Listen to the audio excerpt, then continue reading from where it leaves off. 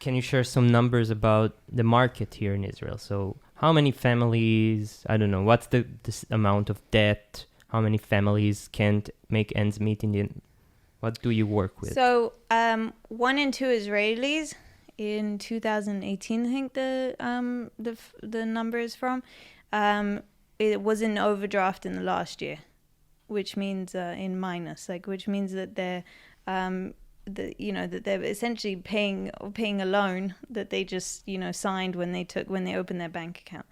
And 1 in 2. And 1 in 2. 50%. And how's that comparing to America, the UK? For example, in the US, people use credit and revolving credit in a way that is less common here. Now they're starting to also have revolving credit cards.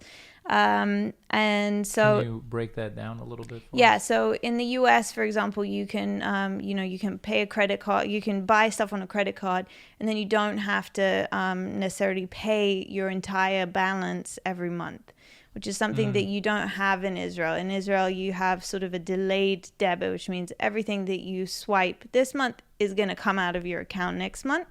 But here we have this safety net of the overdraft loan. And people usually don't know how much they're even paying on the overdraft. And it can easily be 10 and even sometimes get to sort of 15%. And so I think that the spending habits aren't necessarily different. There are just different sort of mechanisms that people use here and there. Wow. 1 in 2 is crazy. Yeah. It's crazy. Can you give us a success story?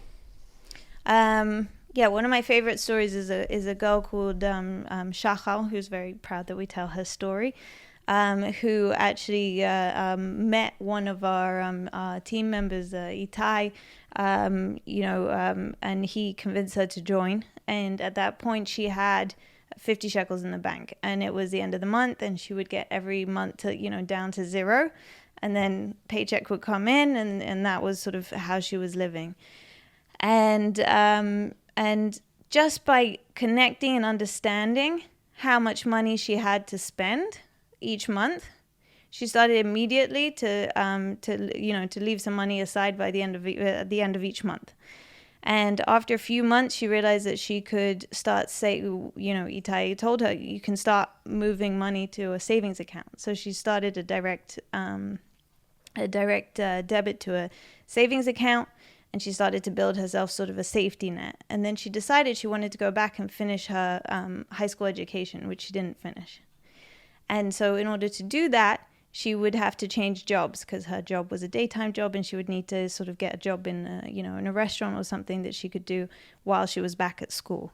And so and when she made that move, she had to, she had a month where she didn't have a paycheck. And she was able to do that because she had built herself this safety net and cushion that allowed her to make a really big life decision and to sort of change sort of the course of at least the next few years for herself. And she did it without going into minus at all.